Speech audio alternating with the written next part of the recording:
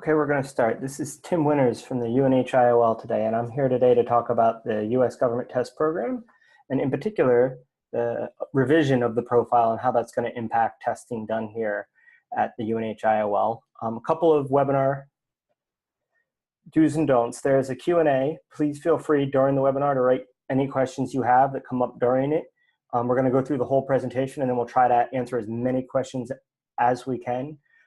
If we aren't able to get to them during the actual webinar, we will make sure that you get answers, or we'll get those answers to the individuals post-registration. So please feel free to write questions in to the Q&A box on the side. And with that, we're going to get started. So the agenda for this webinar today is we're going to talk about the U.S. government profile or revision changes. We're going to talk about the NIST USG break, the capabilities, updates to current testing, kind of the technical bits about the profile changes. We're also going to discuss how the revision affects testing, in particular testing here at the UNH-IOL, what different things people will have to do. And there's also intact updates, so we're going to talk a little bit about the tool that many of the people on this webinar have. We're going to talk about the changes that it's made. And we're also happy to announce the USGv6 Plugfest we're going to be having here to allow people to experience some of the new protocols. Speaking of the new protocols, there's a poll that we've made available that we would love for every participant to fill out. This poll indicates what protocols people might be interested in seeing the IOL start to develop. So please take a moment and take the poll.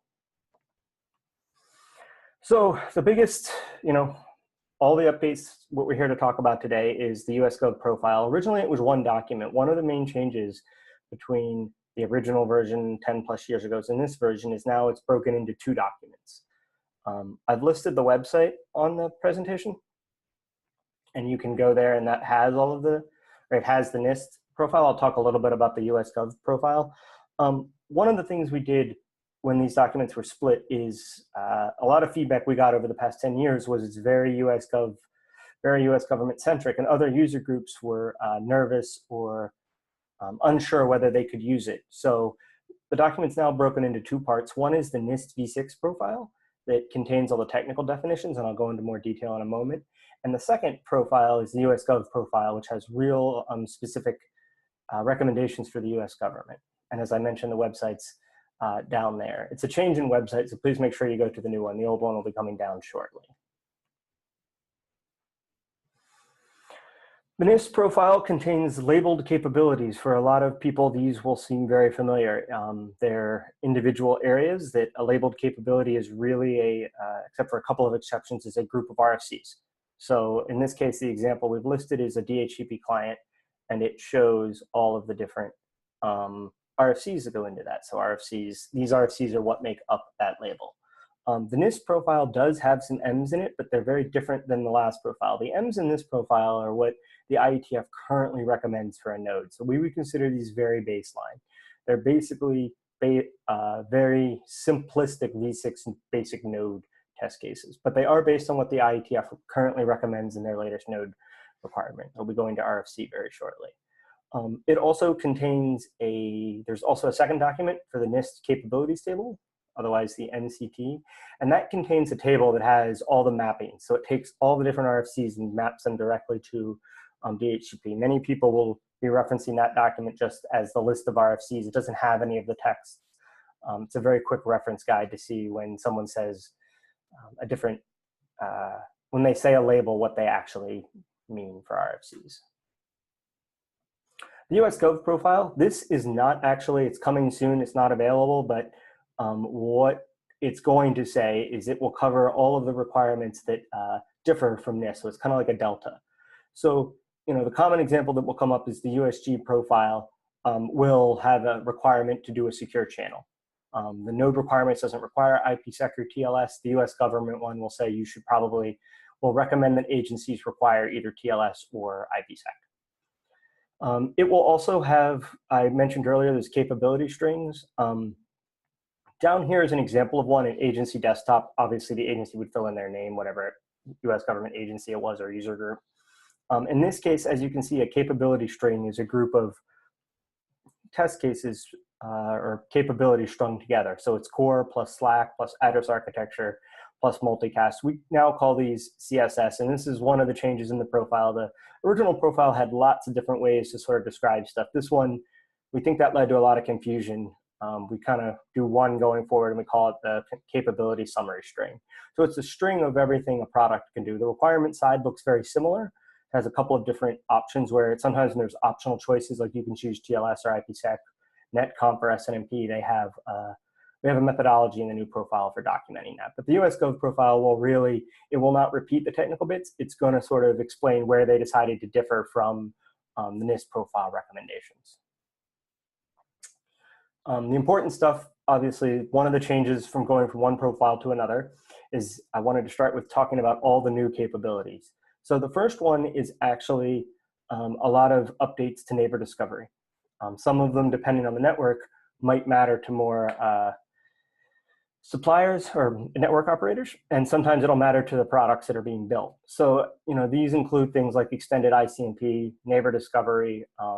Some of these go for wireless networks, lost networks, those types of things. There's also 6LoW is listed in here, and that's really the IPv6 6LoWPAN ND test cases that are directed for neighbor discovery. All of these we considered extensions this time. So if some device wanted to show they could do that, or as I mentioned earlier, a network operator really wanted to make sure they had 6LoW, they could mark those off, and those are included this time. So those are all new functionalities that were not covered in the first profile. DHCP relay was missed in the first profile, so it's in this profile. It's a functionality that a lot of people will need, obviously, as they deploy DHCP. We also added another routing protocol. We added ISIS as a routing protocol that can be chosen or run. Over the last 10 years, we've seen a lot of people switch because ISIS is one can use one routing protocol for both v4 and v6. So that was sort of requested. We also have added CE router, in particular in the eyes of this profile. CE router stands for customer edge router, and so it typically is used in ISPs. We also have seen it in a lot of small office routers for office small business deployments. So that's been added here for CE router, sort of a little bit's pushing to the home, but some of it's actually for the small business. A major change from the last profile to this profile is we added TLS. In this case, we're talking about making sure that you can run TLS over v6 in particular. This profile also talks about TLS, and I talk about this a little bit more, talks about TLS 1.2 is actually what it's focused on. We also, in this profile, talked a little bit, and I'll talk about this more in a minute, is IPsec VPN. I'll explain what we added there below.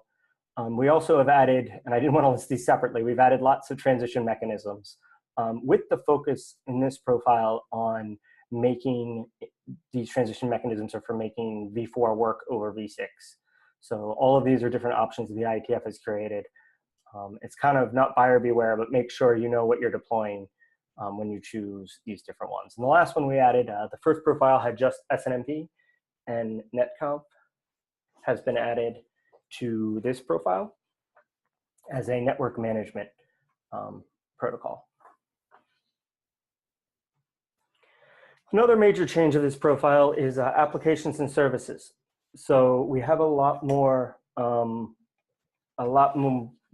The first profile mentioned applications. This new one adds an ability to clarify and document in an SDoc how to test applications and services.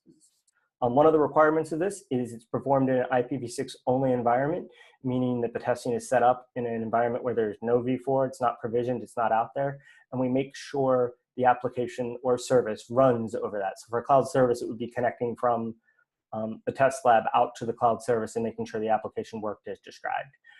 There's a set of standard testable items we listed, like making sure that the application can install, update itself, the application can be properly managed. It uses DNS correctly, so when it makes a query, it asks for the query over IPv6 and also asks for the quad A's, the v6 records. Also, because application testing is more complex, we've added a TBD, or really what that is we envision applications being defined. When new test cases are defined, we envision that we'll document those and put those test plans online for the individual ones so that other people can use those in the future. So it's sort of a transparency thing. In this case, the application vendors are going to work with the test labs to create test plans and then post them online so that the users can see what was tested and know what functions they can, that will work if they deploy them in a v6 only environment. The mandatory test cases. So these are the changes from test cases we had before. So these are updates from the original profile to now. So, in this case, all of these have been updated. All of these areas now reference new RFCs or have updates. So for core, the main update is the core RFC went to RFC 8200. During that update, they added some security updates. We included those in the update. So core will get updated. So all those, there'll be new test cases that are available. And we'll talk about the Plugfest. That's obviously something that we're going to cover during the Plugfest, those new test cases. Another thing that was in the original profile that we've changed is link local DAD was included under Slack, and that caused a little bit of confusion. We've put that under core. What that means is that we're just checking that when the device uses a link local address, it always does DAD on it. Slack now really only refers to global addressing. It was one of the changes we made. So in this one, when you type off Slack, it means that your device, in particular a host, learning a global address, learns it through Slack. A router would be advertising it. Another change that we made as part of that is getting the global address. We also think DNS and an RA is important as well, so that was included in Slack. This is also coming from the IETF node requirements. That's now a requirement for all hosts to process DNS information in routing advertisements. So those are both updates from the current testing that we do today for core and AA. Address architecture got an update that has to do with choosing routes, so that was included in this. Multicast we changed a little bit. The original profile had multicast list all of MLD, which was overkill for what was actually needed.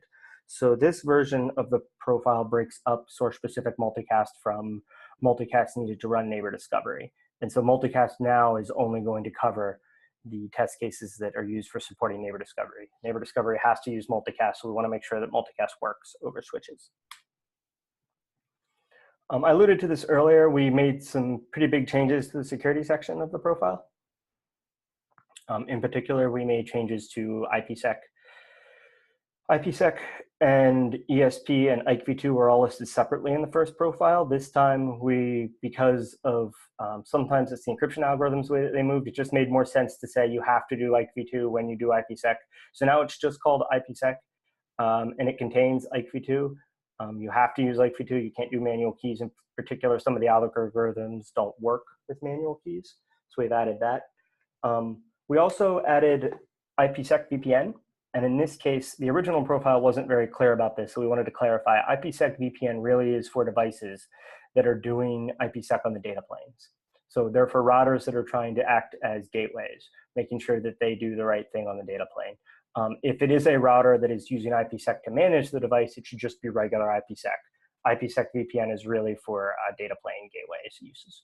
Obviously, we mentioned TLS is the other option that now we envision getting tested. There's also the ability in the security update for algorithms. In this case, we broke out some of the individual algorithms and gave them names. I mentioned IoT. There's also some more for SHA updated algorithms that we've included so that people can choose what algorithms they want to include beyond the base algorithms that the IETF is currently recommended. So these, in most cases, these are more advanced algorithms. IoT's case is a little bit different because they're trying to make them smaller, but for the other ones, it's more advanced. The important thing about all of these documents I've talked about today, they are open for public comment until September 14th. I've listed the website again. If you go there, they have instructions. There is a form that you fill out and you email it to a mailing list. If you have comments, please send those in.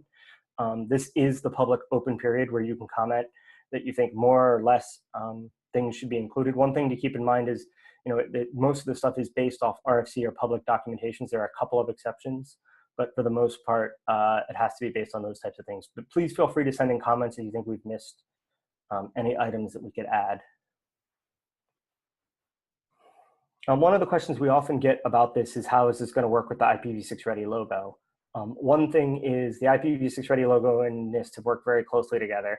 And the plan is for the new RFCs, RFC 8200 and 8201, which match to the IPv6 Ready core logo. And they're going to update in the October timeframe.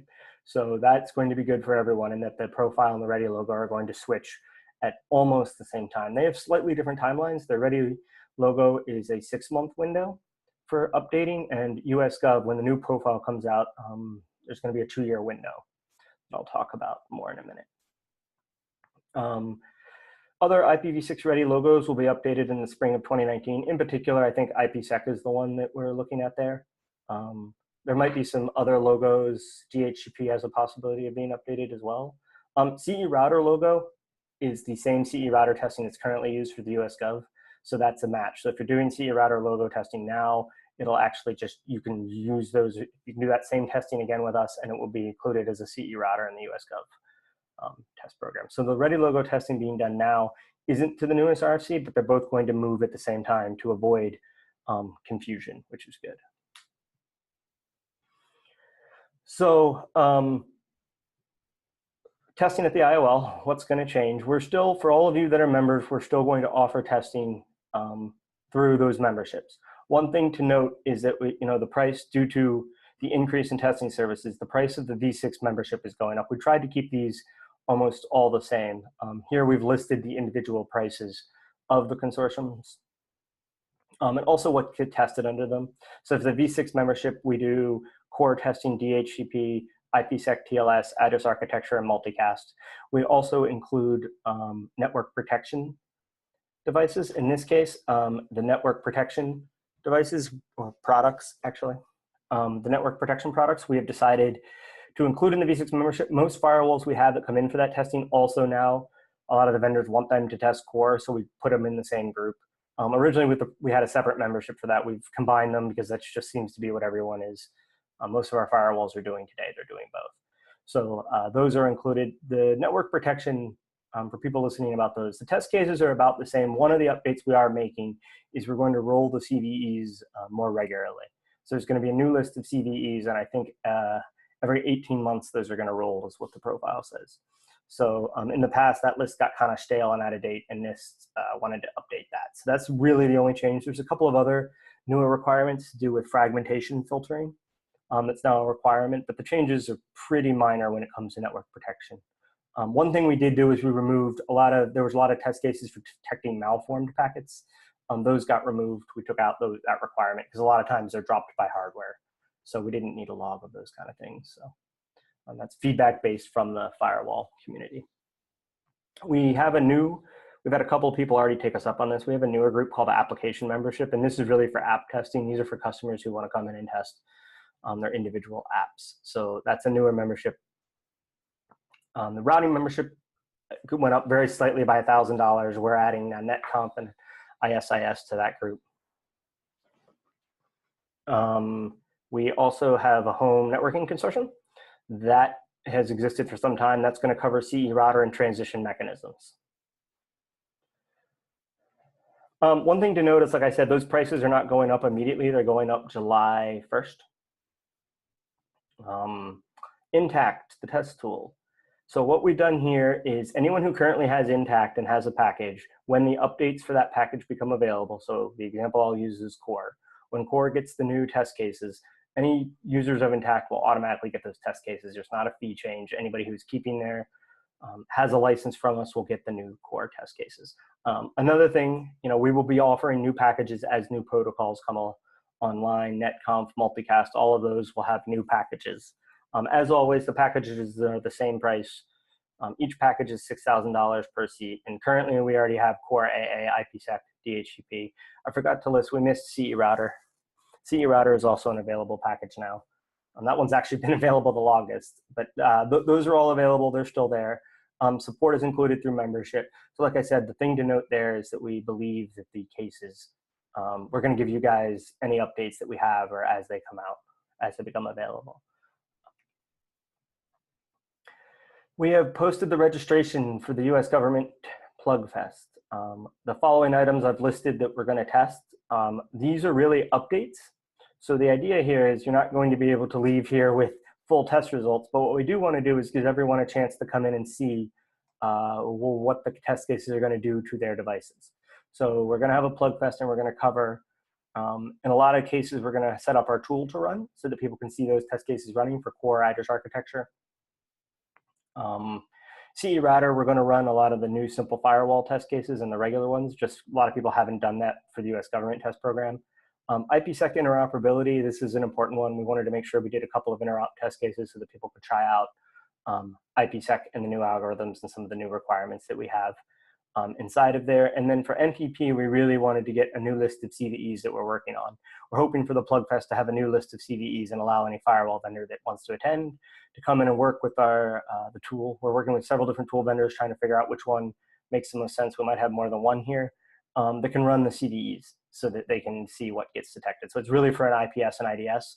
I will say if there's something here you do not see and you're really interested in testing, please let us know. I think if we get a couple of vendors and interested, we could add that to the list. And as I said, the registration is available now. It's up and available, and that's what the week is September 24th. September 24th is the week that we plan on doing that event. It's here at the UNH-IOL. In this case, the only thing we're asking is that engineers are on site at the event, because we really want this to be a place where we can talk with the engineers about the test cases and work through them. And that's the end. So if anyone has any questions, we're going to go through the questions and try to answer them as best we can. So please take a moment. Everyone go to the Q&A. There's a little Q&A box at the top that you can click on and then write in your questions. And I see we've got several queued up here, so feel free to keep asking them, and we'll go through them. So the first question we have is, will the IPv6 app server apply to cloud-based services? And the answer to this is yes. And this was actually requested by several agencies. They had real trouble blurring the lines between cloud services and application. So in this case, kind of the view of this was, or if you read the text, it really says anything that you want to make sure application-wise works in a v6 only environment. The text is really for, if you're selling something and you're on site, you want to make sure it's on a v6 network on site, that it can connect to that cloud service over IPv6. Now, what it doesn't cover is things going on inside the cloud. So if that cloud is doing, mystical things, whatever cloud service it might be, is doing connections internally, that's not what the test program is about. It's really about making sure that connecting into that cloud service is IPv6. We've had a question about the Intact test tool. There's information on the website. We'll get you the link. You can click, we'll send you the link about that. But yeah, the Intact test tool is the test tool that the IOL uses here at the lab. And it is worked on by undergraduate students are now working on developing. It's one of the ways we give access. We have roughly 25 students that are currently working here at the lab, and they get access to this tool, help work with developers. We've had companies purchase it. In this case, it's available. It is the same exact testing that we run here at the IOL. It's exactly the tool that we run internally.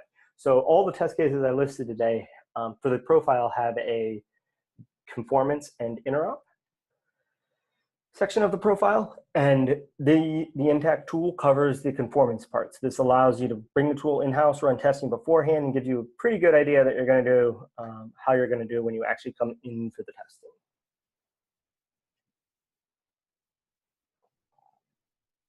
We do have a cap on the number of people that can attend the GTP. So the question we got was, how many engineers can we fit? We could probably only fit, it's about 100. I'd be surprised if we got that many, but do register and let us know how many people you're sending. One thing I forgot to mention is that is free for members. In this case, we didn't, we wanted to allow members to come in and run this testing. We think that's almost more important to us. We want as many vendors as we can get here to help us, because once we start these test cases, we want to make sure that everything's good to go. One thing I forgot to mention in these is the new profile when it becomes public. It's in review right now. Let's say on September 15th, we don't get any comments, which I doubt. But if we don't, and we put it out September 15th, that would mean that companies would have 2 years to adhere to the new profile. What that means is that after 2 years, agencies will not accept results from the old profile. So our current list of USGov devices would not exist. So that list that you see today will go away. One of the questions we got was grandfathering for existing certs, and the answer is no. Mostly because the new profile, almost every one of the capabilities has new test cases. So because of that, none of the results from the version 1 of the profile will work. So 2 years, everyone has to test against a new one. During that 2-year period, you can test either profile. We will try as the UNHIOL to make the new version of the profile available as soon as possible, because what we want is we want people testing to that, because then they have a much longer window of those results being useful. Obviously, during that 2-year window, if you test the first version of the profile, it has it after 2 years, those results will no longer be any good. So that's something to keep in mind. It's a 2-year window to do the testing. That 2-year window existed in the original version of the profile as well, so the timeline didn't change. It's just, over 10 years, we never revved the profile for, so a lot of people, this is new. We got another intact question. No, the answer was, does the intact tool generate automatic failures, or do you have to go through the actual results? Intact, for all the things that we saw today, it automatically generates a pass-fail result. It also does have a capture and a log that users can look at, but it automatically tells you if it passes or fails.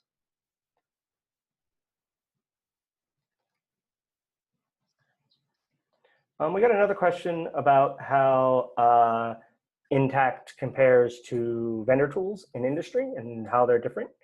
In this case, obviously, this is a tool here created by the IOL that's actually matched to the open specs. So most of those other test tool vendors, depending on who it might be, have their own individual test cases. In this case, we're basing them on the test cases from the Ready Logo Committee, or in some cases are actually IOL test cases that we've created. In particular, all the routing test cases, and soon the firewall test cases come from the UNHIOL. So the main comparison there is that we follow the publicly documented test cases as listed.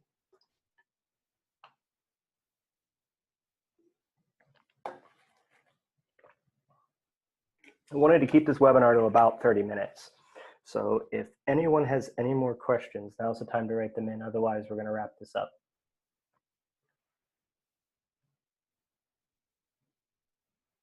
So this is an interesting question. So someone wrote in, is the certification for the new profile only required for new government solutions, or must certification be updated to continue selling to the old one?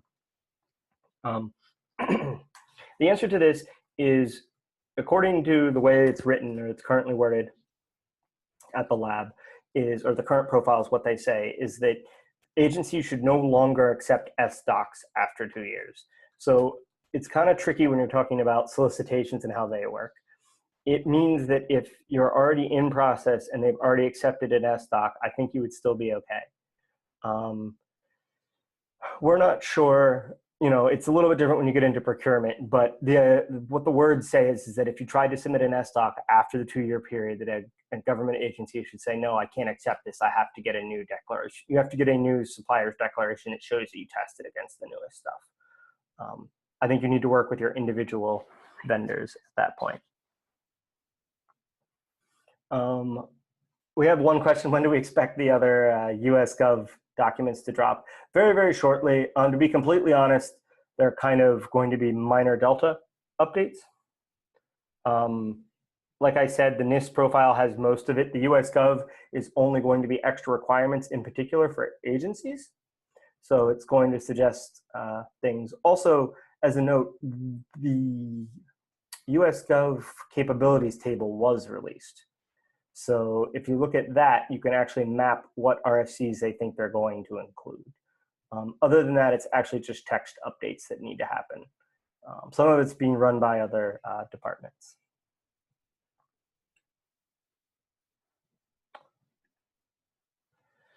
We had a question about the testing price increase in July. This is July of next year, and someone asked, well, the current profile. Yeah, we're not gonna, the pricing is the same no matter what testing you're doing. It takes us almost the same amount of time. So in this case, we're offering, in some test cases, we're offering more test cases, I guess. Yeah, we think the price is going to go up during that year period. Most of our vendors we envision are going to be testing to the new profile at that point. Okay, well, thanks for all the questions we got today. We got some really good questions. If you think of anything else, you can contact myself or Michaela. Most of you have, as you got invited to this, you have our emails. Please feel free to reach out to us if you have any questions. I want to thank everyone who came to this. We got a good number of participants, and I'd like to remind everyone two things. We have registration open for the USGov Plugfest, and we also are accepting comments until September 14th. So please send those in if you have any comments about it. And then also, if you have any questions about the Plugfest, please feel free to write us. Thank you so much, everybody.